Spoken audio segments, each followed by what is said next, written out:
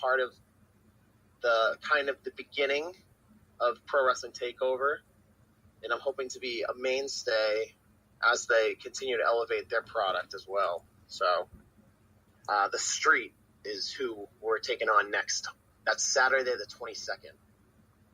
And I'm sorry, where did you say that was located? Pro Wrestling Takeover is in Maine. I don't have the exact location right now because they are in a new event center, so I can pull that up in just a second. We can always find it after. That's not a big deal. I can add it to the end and let the fans know. We actually do have a lot of local wrestling fans who will travel all the Northeast. So you might get some fans out there that live in the area. After September, what's next after that in Maine? Let's see, September. After September, I have Live Prov October 7th for their second Gansett Cup, their Narragansett Cup. That's at the Black Box in Providence, Massachusetts. Me and my coach, Kellen Thomas, he'll be managing me in a triple threat match against Ashley Vox and Ike. So I'm hoping to take home that Gansett Cup and hopefully take home a 6-pack of Gansett as well. Hi, neighbor. All right. So jumping back on your early career, you started as you wanted to be known as Timmy Thunder. Now it's changed to Channing Thomas. Why the change? I just feel Channing best represents who I am. You know, Timmy Thunder, it's almost like a kid. Like when I think of Timmy Thunder, I think of Timmy Turner from the Fairly Odd Parents. I think of just Timmy's as a kid name. You know, Channing, I feel, is much more mature, better representation of who I really am. And tell me a bit about Beta Rho Omega. The Bros, me and Connor Davies, we're a tag team where we just love hanging out, playing video games, you know, drinking beers, having a blast, going out, having fun, broads, beer, and more beer, you know. That's just the type of people the Bros are. What would you say fans are saying about you specifically when they talk to you? What do they say? What do fans say? Yeah. Well, last night a fan thought I was crying because I lost my match. I can assure that fan I wasn't crying, although it did look like tears were running down my face. I can't say I was. So I'm not really sure what they're saying, honestly. And to be quite honest, if they love me, they love me. If they don't, they don't. I'm going to keep doing my business in the ring and keep trying to win more matches and keep trying to elevate myself to that star status, you know? What made you want to be a professional wrestler?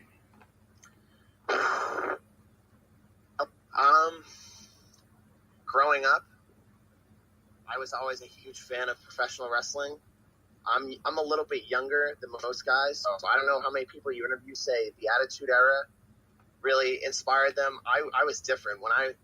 John Cena was champion when I was first watching as a kid, or he won the championship against JBL like the week after I started, or the week after I started watching wrestling. So he's kind of, him and Randy Orton are kind of like my inspirations as little kids. You know, those were the guys that I looked up to growing up. I wasn't like I said, Austin and The Rock were kind of right before me. So I was blessed with John Cena and Randy Orton, and I love those guys as a kid.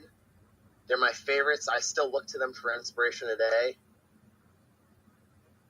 Yeah, so it boggles my mind. It boggles my mind that you're a working wrestler who is born after the Attitude Era. You're making me feel old. Yeah, well, I was 97 is when I was born. Yeah. So I was born kind of during the Attitude Era, during the Monday Night Wars, but like I was just too young to comprehend what was really going on. Everyone's watching WWE, WWF, WCW, and I was probably shitting my diaper or whatever.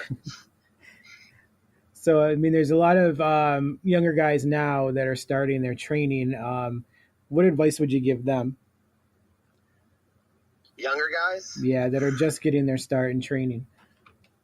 Well, first and foremost, stay out of my way because I'm trying to be the best. And if they want to be the best, they can try their absolute best, but they won't be as good as me, first.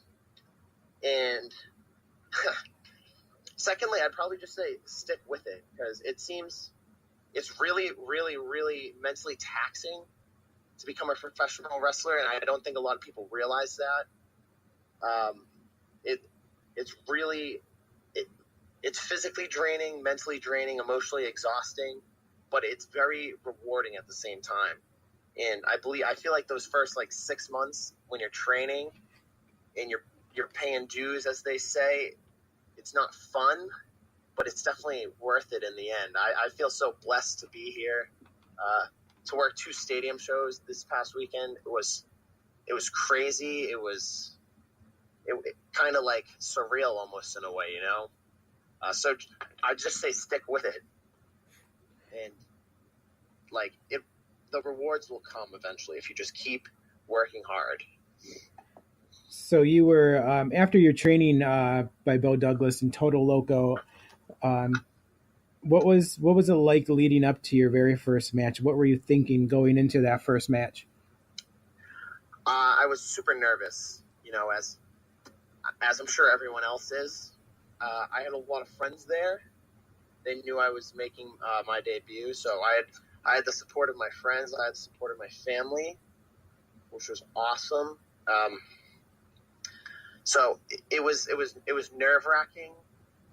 It was horrifyingly scary, but at the same time, it was like a new chapter beginning in my life. A new chapter that I had no idea that where it was going to bring me. So as a young kid, I was only 19 at the time. You can see it's a lot for a kid who's still kind of maturing to go through that. And I think I'm better for it. And I just can't describe how much fun I've had the past 2 years. And just going forward, who do you most want to face in the ring? I'd love to wrestle Richard Holiday. I haven't had the chance to share the ring with him yet. I wrestled AG 2 weeks ago. I'd love to wrestle him again. That was a blast. Let's see. I'm wrestling the Breakfast Club, CPA and Kip Stevens.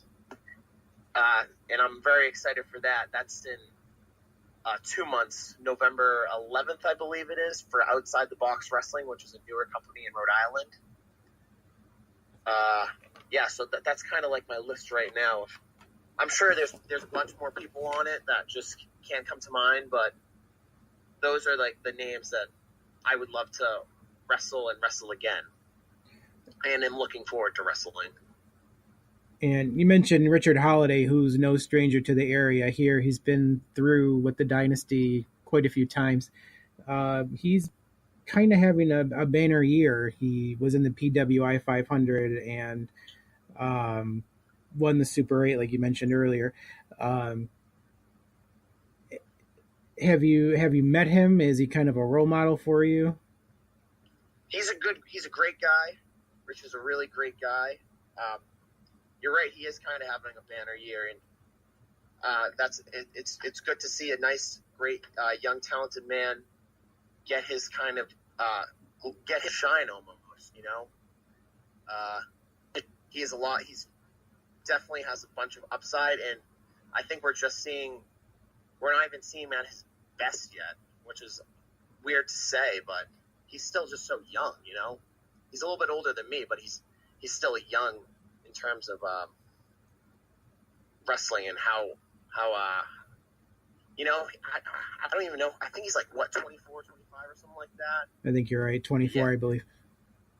Yeah, so not even at peak performance yet.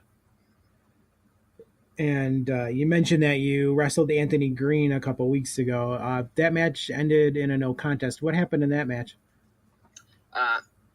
My good friend, NCW heavyweight champion Todd Harris came, and I guess Todd may have seemed to think that I wasn't in good hands anymore, and I was on the brink of losing, and Todd came out, and Todd did his thing. I mean, he took it to Anthony Green, and the ref just had to end the match right there, unfortunately. But I think if it kept going, I would have eventually.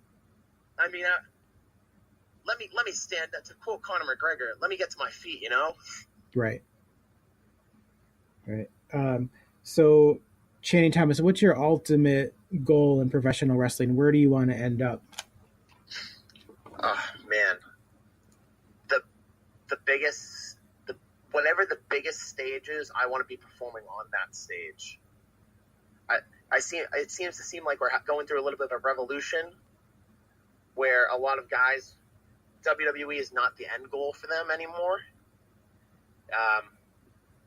You don't need WWE to make a living, but I still want to be on that big stage right there. You know, I want to showcase my talent to like as many people as I can, and whatever that stage is, I want to be on that stage. I want to be under pressure, and I want to deliver under pressure. And I believe I can do that. I know I can do that. So if there's an All-In 2 next year, will we see you on it? Who knows, you know? Only time can tell, right? Right. So, I mean, it's kind of refreshing to hear you not automatically say WWE is your ultimate goal. Just the big stage. It just shows how much the landscape has changed, even just in the last year. That it's not everybody's ultimate goal. And it's good to hear that you're open to other possibilities than the WWE. But not to say that if they came calling, you wouldn't answer that call, correct? Oh, who wouldn't? Exactly, right? I'm sure if you ask any wrestler that's around my level, if Vince starts calling, they'll start answering, you know? And what would you say All In, an event like that, means to a professional wrestler, an independent wrestler who maybe hasn't gotten their stage yet? What does that make you guys feel? How does that make you guys feel? It was very inspiring, you know. It was a lot of guys who have. It honestly feels like a couple guys who just feel slighted by the WWE almost. That's how it looked, and it was just kind of them banding together to put out an alternative product that's like, hey, this isn't the only thing that you need to. This isn't the only thing that's on TV. This is the only thing that's at this level, you know. I have friends that aren't wrestling fans that were asking me about All In, and that just kind of shows the magnitude of the reach that it had, and it's just such an inspiration, you know, to see. And what's it going to take to get you out here in the central New York area to see what you do? Not a lot, honestly. A car ride, maybe. As you said earlier, I mean, it's not that far. It's only a 4-hour drive. If you get a couple people together, that's not a bad drive at all. I said last week, I did Jersey last week. I actually visited Jersey twice last week.